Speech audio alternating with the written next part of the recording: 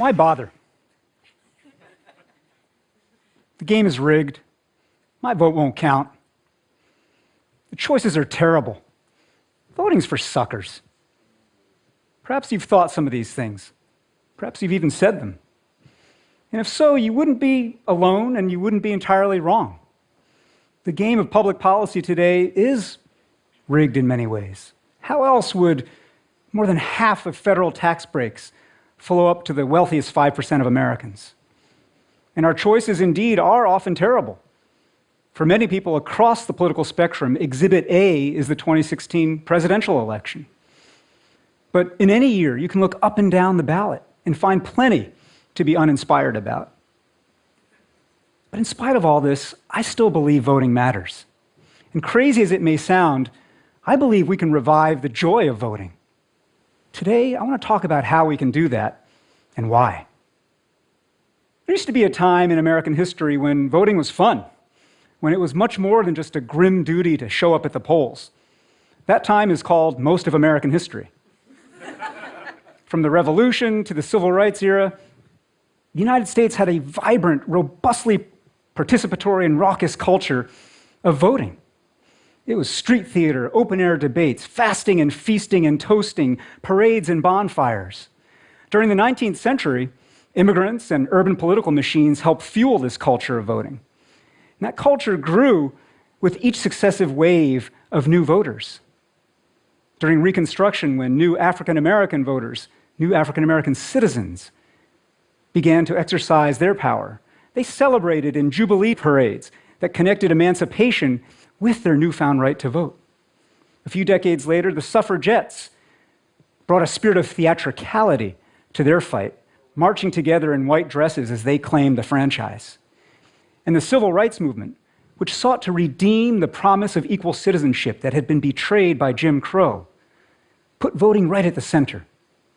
From Freedom Summer to the March in Selma, that generation of activists knew that voting matters.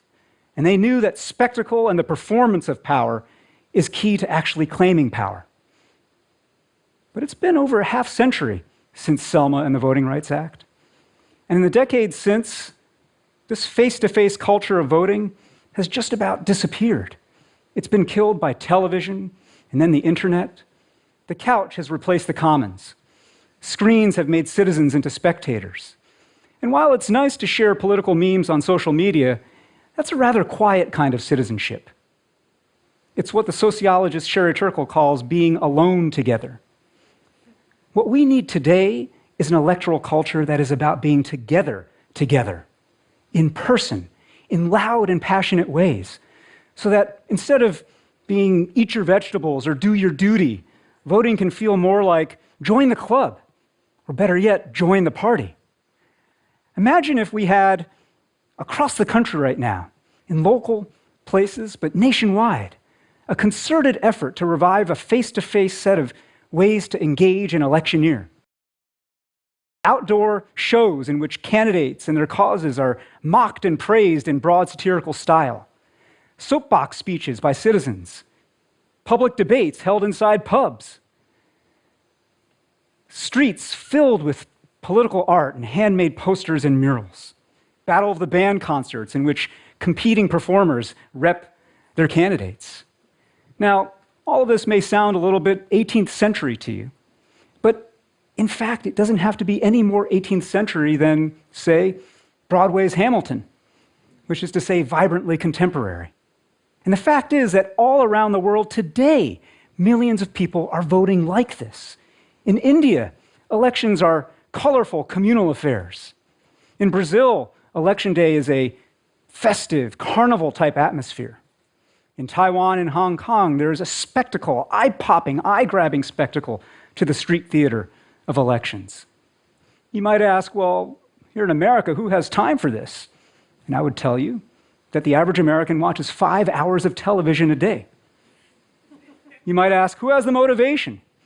And I'll tell you, any citizen who wants to be seen and heard, not as a prop, not as a talking point, but as a participant, as a creator. Well, how might we make this happen? Simply by making it happen. That's why a group of colleagues and I launched a new project called The Joy of Voting.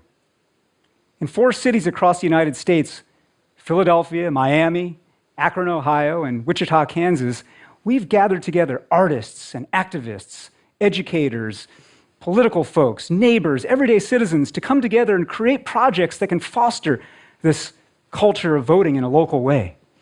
In Miami, that means all-night parties with hot DJs where the only way to get in is to show that you're registered to vote.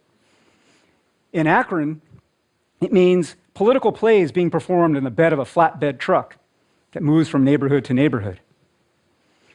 In Philadelphia, it's a voting-themed scavenger hunt all throughout colonial Old Town.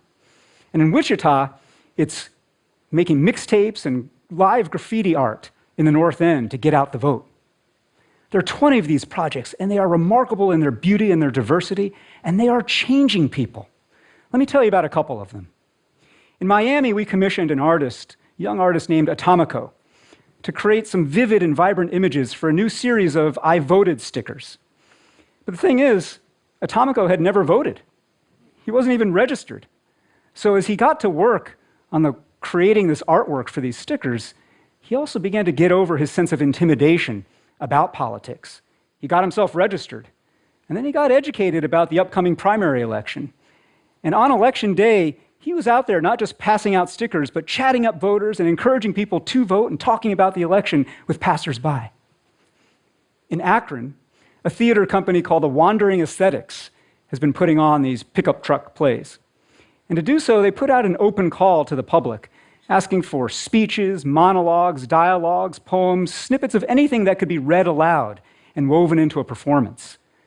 They got dozens of submissions. One of them was a poem written by 9 students in an ESL class, all of them Hispanic migrant workers from nearby Hartsville, Ohio. I want to read to you from this poem. It's called The Joy of Voting. I would like to vote for the first time because things are changing for Hispanics. I used to be afraid of ghosts. Now I'm afraid of people. There's more violence and racism. Voting can change this. The border wall is nothing. It's just a wall. The wall of shame is something. It's very important to vote so we can break down this wall of shame. I have passion in my heart. Voting gives me a voice and power. I can stand up and do something. The Joy of Voting project isn't just about joy. It's about this passion. It's about feeling and belief. And it isn't just our organization's work. All across this country right now, immigrants, young people, veterans, people of all different backgrounds are coming together to create this kind of passionate, joyful activity around elections. In red and blue states, in urban and rural communities, people of every political background. What they have in common is simply this: their work is rooted in place. Because remember, all citizenship is local. When politics becomes just a presidential election, we yell and we scream at our screens and then we collapse, exhausted.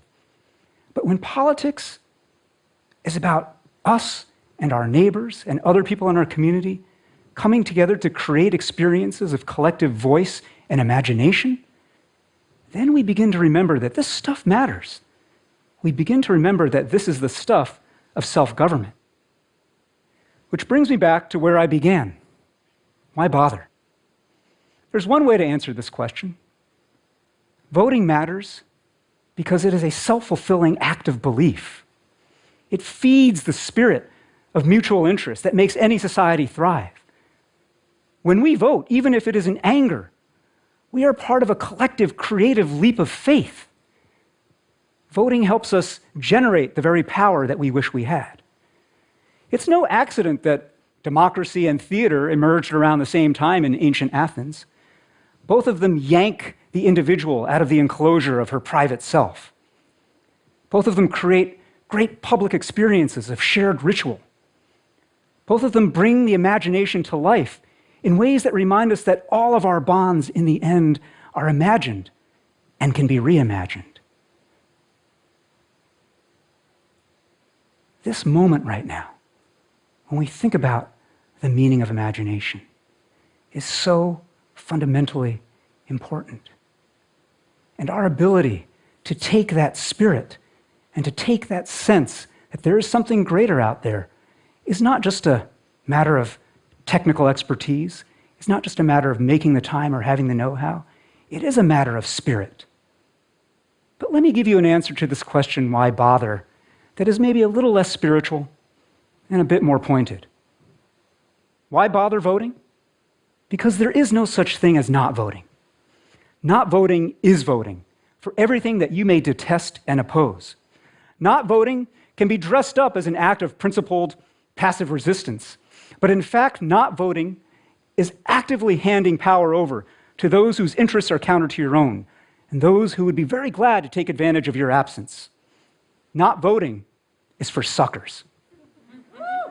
Imagine where this country would be if all the folks who in 2010 created the Tea Party had decided that, politics is too messy, voting is too complicated, there's no possibility of our votes adding up to anything. They didn't preemptively silence themselves. They showed up. And in the course of showing up, they changed American politics. Imagine if all of the followers of Donald Trump and Bernie Sanders had decided not to upend the political status quo and blow apart the frame of the previously possible in American politics. They did that by voting. We live in a time right now, divided, often very dark, where across the left and the right, there's a lot of talk of revolution and the need for revolution to disrupt everyday democracy. Well, here's the thing. Everyday democracy already gives us a playbook for revolution. In the 2012 presidential election, young voters, Latino voters, Asian American voters, low-income voters all showed up at less than 50%. In the 2014 midterm elections, turnout was 36%, which was a 70-year low. And in your average local election, turnout hovers somewhere around 20%. I invite you to imagine 100%. Picture 100%. Mobilize 100%, and overnight, we get revolution. Overnight, the policy priorities of this country change dramatically, and every level of government becomes radically more responsive to all the people. What would it take to mobilize 100%? Well, we do have to push back against efforts afoot all across the country right now to make voting harder. But at the same time, we have to actively create a positive culture of voting that people want to belong to, be part of, and experience together. We have to make purpose. We have to make joy. So yes, let's have that revolution, a revolution of spirit, of ideas, of policy and participation, a revolution against cynicism, a revolution against this self-fulfilling sense of powerlessness. Let's vote this revolution into existence. And while we're at it, let's have some fun. Thank you very much.